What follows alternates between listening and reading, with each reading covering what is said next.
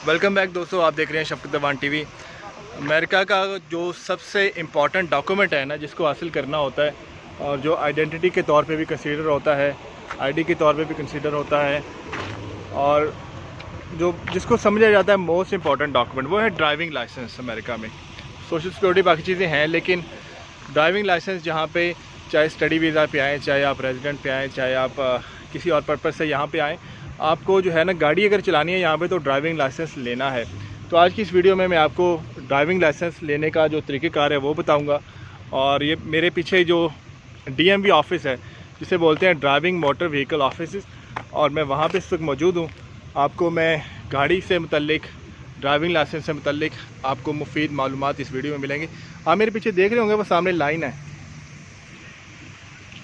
है, वो कितनी लंबी लाइन है। उस लाइन में लोग बारी बारी जा रहे हैं अंदर, जो है चूँकि इन दिनों में थोड़ा सा वो कोविड के दिन है, कह रहे हैं कि मुंह पे निकाब वो कवर करके फिर अंदर जा रहे हैं।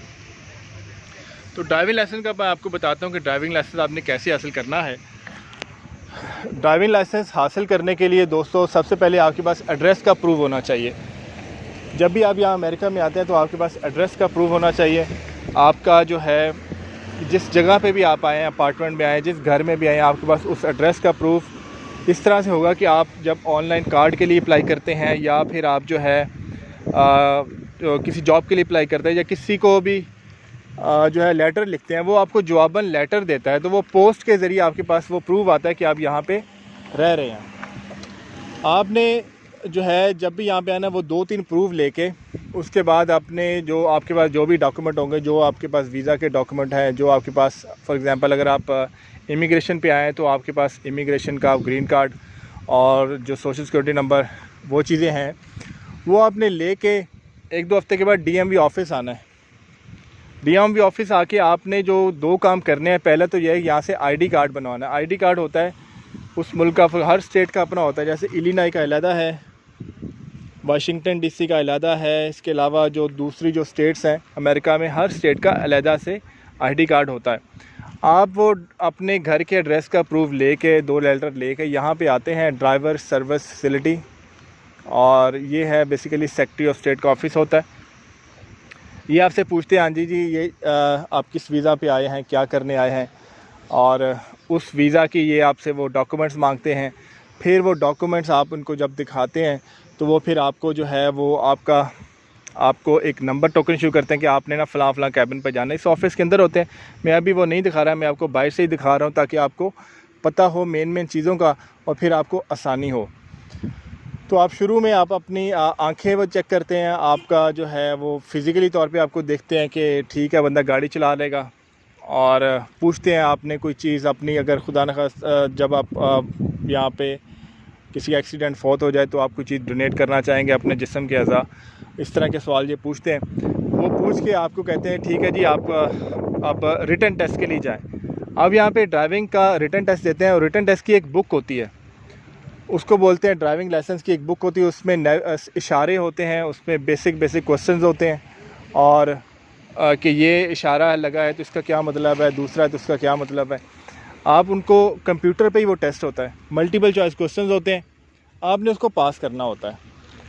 अगर आपने पास कर लिया तो आपका नेक्स्ट प्रोसेस होगा। अगर आपने पास नहीं किया, फेल हो गया, तो फिर आपको जो है ना दोबारा डेट देते हैं कि दोबारा अपीयर हो। यहाँ पे इसकी फ़ीस इस वक्त $40 हो चुकी है यहाँ पे ड्राइविंग लाइसेंस बनाने की।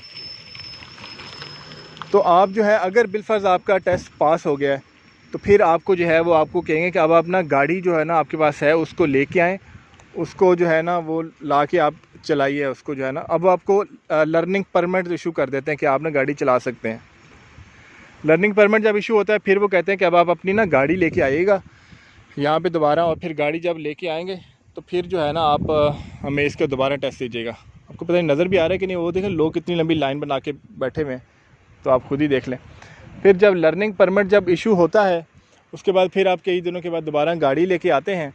गाड़ी जब लेके आते हैं तो फिर आपसे दोबारा ये होता है टेस्ट। उस टेस्ट में अगर आप इसको पास कर लें, गाड़ी को, वो आपको कहते हैं आपके साथ एक बंदा बैठेगा, वो कहेगा कि वो जैसे पीछे से जा रहे हैं उस जगह से, वहाँ से बंदा जाएगा, वो जाके गाड़ी को जैसे गाड़ी को चलाएंगे, दूसरा बंदा यहाँ से पूरा जाके राउंड लगाएंगे, सड़क पे लेके जाएंगे आपको ना, रोड पे, और वो साथ साथ पॉइंट लिखता जाएगा। कोई गलती करेंगे तो वो साथ मार्क कर लेगा, और अगर जो है कोई गलती नहीं होगी तो वो फिर अगर पास हो गए तो वो आपको ऑन द स्पॉट ही बता देता है कि यू पास और यू फेल। अगर फेल हो गए तो वो कहते हैं दोबारा इस डेट पे आएँ या फ़लाँ डेट पे आएँ, इस वीक में दोबारा आप आएँ टेस्ट देने के लिए।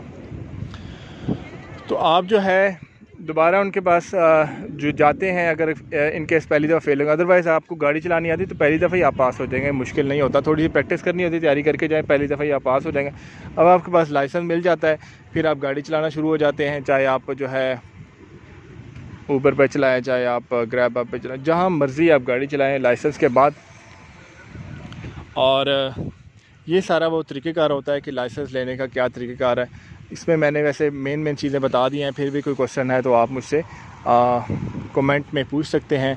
शफ़क़त अवान टीवी के साथ रहिए चीज़ें जानने के लिए। इस चैनल्स में आपको वो तमाम चीज़ें मिलेंगी जो मैं ख़ुद जानना चाहता था, और वो मैं जो मुझे पता है लगी हैं साल 1.5 2 साल में, तो मैंने वो सारी शेयर की हैं। मे भी किसी का दूसरे का जो है ना सफ़र आसान हो इन इन्फॉर्मेशन की वजह से। तो मिलते हैं नेक्स्ट वीडियो में। अल्लाह हाफ़िज़।